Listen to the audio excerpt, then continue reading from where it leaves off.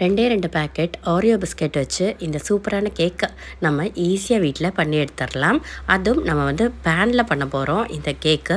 So கண்டிப்பாக எல்லோரும் try பண்ணி பாருங்கள். யாருக்குனாலும் ட்ரை பண்ணலாம். ரொம்ப ரொம்ப சிம்பிளான ரெசிபி. வாங்க இந்த ஆரியோ கேக் எப்படி பண்ணலான்னு பார்க்கலாம். ஃபர்ஸ்ட் இதுக்கு நம்மளுக்கு 2 பேக்கெட் ஆரியோ பிஸ்கெட் வேணும். பெரிய பேக்கெட் தான் எடுத்திருக்கேன், சின்ன பேக்கெட் கிடையாது. சின்ன பேக்கெட் எடுத்தால் உங்களுக்கு வந்து குவான்டிட்டி வந்து கரெக்டாக வராது பேட்டரோட. அதனால் பெரிய பேக்கெட்டாக எடுத்துக்கோங்க. இப்போ நம்ம பிஸ்கெட்டையும் இந்த க்ரீமையும் செப்பரேட் பண்ணி வைக்கலாம். இந்த க்ரீம் வந்து நம்மளுக்கு இது தேவை. அதனால் அதை வந்து பத்திரமா வேறு ஒரு பிளேட்டில் மாற்றி வச்சுக்கோங்க. இப்போ இதே மாதிரி எல்லா பிஸ்கெட்டையும் நான் பிஸ்கெட் தனியாக க்ரீம் தனியாக மாற்றி எடுத்து வச்சுக்கிட்டேன். இப்போ இந்த பிஸ்கெட் எல்லாத்தையுமே நம்ம வந்து இந்த மாதிரி சின்ன சின்னதாக பீஸாக ஆக்கிக்கலாம். கையில் வச்சு உடைக்கிறது கஷ்டமாக இருந்தால் ஒரு ஜாரில் போட்டு பிளெண்ட் பண்ணி எடுத்துக்கோங்க. நல்ல பவுடராக உங்களுக்கு கிடைக்கும். அது வந்து இன்னும் கொஞ்சம் ஈஸியாக இருக்கும். இதில் இப்போ கொஞ்சம் கொஞ்சமாக பால் விட்டுட்டு இதை மிக்ஸ் பண்ணி எடுத்துக்கலாம். நம்மளுக்கு வந்து தெரியும்ல, ஒரு கேக்கோட அந்த கன்சிஸ்டன்சி வர்ற அளவுக்கு மட்டுமே இதை வந்து நம்ம வந்து பால் ஊற்றினா போதும். ரொம்ப நிறைய ஊற்றிட வேணாம். அதனால் கொஞ்சம் கொஞ்சமாக கிராஜுவலாக சேர்த்துக்கோங்க. நம்ம மிக்சியில் வந்து ஒரு தடவை பவுட்ரு பண்ணிவிட்டு நம்ம வந்து மிக்ஸ் பண்ணோன்னா இன்னும் கொஞ்சம் உங்களுக்கு ஈஸியாக இருக்கும். இப்போ நம்ம ஒரு நான்ஸ்டிக் பேன் எடுத்துக்கலாம். அதில் கொஞ்சமாக நெய் விட்டுட்டு இல்லாட்டி பட்டர் எதுனாலும் ஓகே, க்ரீஸ் பண்ணிக்கலாம். இல்லை ஆயில்னால் கூட ஓகே.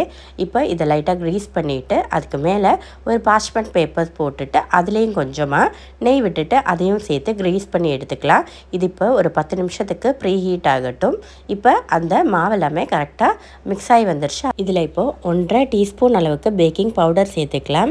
நம்மளுக்கு வந்து இதுக்கு பேக்கிங் சோடா தேவை கிடையாது. அதனால் பேக்கிங் சோடா போட்டு நல்லா மிக்ஸ் பண்ணிக்கோங்க.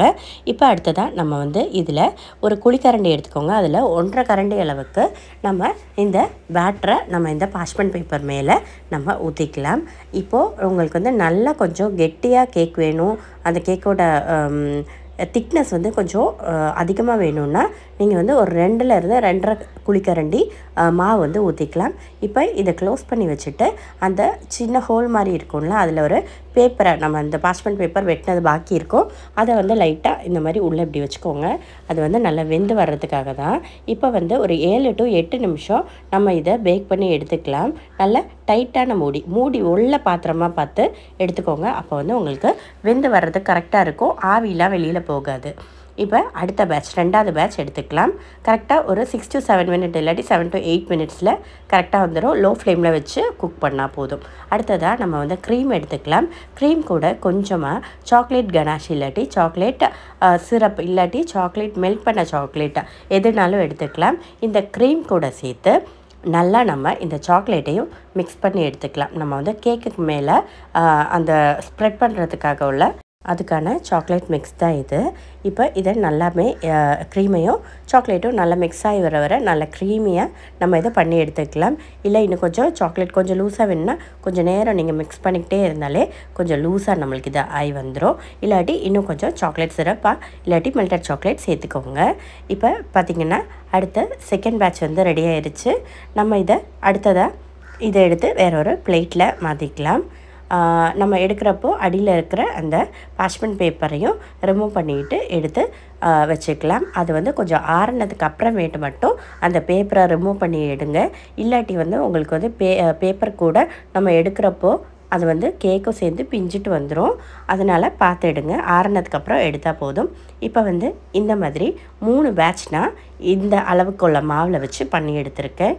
இல்லை உங்களுக்கு வந்து கெட்டியாக 2 பேட்ச் எடுத்துக்கிட்டாலும் போதும். இப்போ நான் இங்கே பண்ணுறது 3 பேட்ச். இப்போ நம்ம வந்து இதை ஒரு ஷேப்காக சைடெல்லாம் கட் பண்ணிக்கிட்டு ஒரு பாக்ஸ் ஷேப்பில் நம்ம வந்து இதை ஆக்கி எடுத்துக்கலாம். இல்லை உங்களுக்கு ரவுண்ட் ஷேப் வேணும்னா வேறு ஏதாச்சும் ரவுண்டு நம்மளோட ஏதாச்சும் பாத்திரம்லாம் வச்சுட்டு நல்லா கட் பண்ணி ஒரே ஷேப் உள்ள பாத்திரம் வச்சு கட் பண்ணி எடுத்திங்கன்னா ரவுண்டாக கூட நம்ம இதை பண்ணிக்கலாம். இப்போ நான் வந்து இப்படி ஸ்கொயராக பண்ணுறேன். இப்போ இதை சைட்ஸ் எல்லாமே கட் பண்ணி எடுத்துட்டு அந்த சைடெல்லாம் எடுத்து வேறு ஒரு பாத்திரத்தில் வச்சுக்கலாம். இப்போ வந்து பார்த்திங்கன்னா 3 பீஸ் நம்மளுக்கு வந்து நல்லா ஷேப்பாக கிடச்சிருச்சு. இதில் இப்போ ஒரு ஷீட்லையாக நம்ம எடுத்து அந்த க்ரீமை நம்ம அப்ளை பண்ணி எடுத்துக்கலாம். க்ரீம் அப்ளை பண்ணும்போது பார்த்து கவனமாக பண்ணுங்கள். எல்லா சைட்லையுமே நல்ல ஈவனாக வர மாதிரி க்ரீம் வந்து அப்ளை பண்ணிக்கோங்க. நம்மளோட க்ரீமோட குவான்டிட்டியை பார்த்துட்டு அதை அனுசரித்து நீங்கள் சேர்த்துக்கலாம். இப்போ 2வது ஷீட்டை நம்ம அப்ளை பண்ணிக்கலாம். அது மேலே மெதுவாக கரெக்டாக வச்சுக்கோங்க, ஷேப்பாக வச்சுக்கோங்க. வச்சுட்டு அடுத்த பேட்ச் நம்ம க்ரீமை அப்ளை பண்ணிக்கலாம். இதே மாதிரி நம்ம 3 ஷீட்லேயுமே நம்ம வந்து இதை பண்ணிக்கலாம். அடுத்ததாக இந்த ஷீட் வந்து கம்ப்ளீட் ஆயிடுச்சு. அடுத்து 3வது ஷீட் வச்சுக்கலாம். இப்போ இதில் கொஞ்சம் தாராளமாக மேல் போர்ஷன் இது, அதனால் இதில் கொஞ்சம் தாராளமாக க்ரீம் ஒரு 2 டேபிள் ஸ்பூன் அளவுக்கு எடுத்துகிட்டு இதில் நல்லா கொஞ்சம் திக்காக நம்ம வந்து இதை அப்ளை பண்ணிக்கலாம். ஃபுல்லாக எல்லா சைட்லேயுமே வர மாதிரி பார்த்துக்கோங்க. அதே மாதிரி பாக்கி க்ரீம் இருந்துச்சுன்னா நீங்கள் வந்து இந்த சைட்லேயுமே 4 சைட்லேயுமே நீங்கள் வந்து அப்ளை பண்ணிக்கலாம். இப்போ வந்து ஓரளவுக்கு எல்லாமே செட் ஆயிடுச்சு. அடுத்ததாக இப்போ வந்து ஒரு சின்ன பீஸ் சாக்லேட் எடுத்துக்கோங்க. ஒரு கிரேட்டரில் அந்த சாக்லேட்டை வச்சு இந்த மாதிரி கிரேட் பண்ணிங்கன்னா இந்த மாதிரி உங்களுக்கு ஸ்ப்ரிங்கிள் பண்ணி எடுத்துக்கலாம். பார்க்க வந்து அழகாக இருக்கும். அதுக்காக ஒரு ப்ரெசன்டேஷனுக்காக அவ்வளோதான். இதை இப்போ வந்து ஒரு 15 நிமிஷம் நம்ம ஃப்ரீசரில் வச்சுட்டு எடுத்தோன்னா நம்ம வந்து அந்த சாக்லேட் எல்லாம் ஓரளவுக்கு செட் ஆகி வந்துடும். கொஞ்சம் டைம் இருந்துச்சுன்னா 30 மினிட்ஸ் கூட வச்சுக்கலாம். நல்லாவே செட் ஆகி வந்துடும். எனக்கு வந்து சுத்தமாக பொறுமை இல்லாததுனால நான் வெறும் ஒரு 15 நிமிஷம் மட்டும் வச்சுட்டு அப்படியே எடுத்துட்டேன். இப்போ வந்து நம்மளுக்கு இதை பிடிச்ச ஷேப்பில் கட் பண்ணி எடுத்துக்கலாம். பாக்ஸாக வேணுன்னா பாக்ஸாக, இல்லாட்டி எந்த மாதிரினாலும் குட்டி குட்டி பீஸாக வேணும்னா அந்த மாதிரி. நான் இப்போ இதை 4 பீஸாக கட் பண்ணி எடுத்திருக்கேன். சாப்பிட்றதுக்கு அந்தளவுக்கு டேஸ்ட்டாக இருந்துச்சு. நம்ம கடையிலேருந்து வாங்குகிற அதே கன்சிஸ்டன்சியில் நம்ம பேனில் இதை பண்ணோன்னு யாருமே சொல்ல மாட்டாங்க. இது வந்து பண்ணுறதுக்கு ரொம்ப ரொம்ப ஈஸி.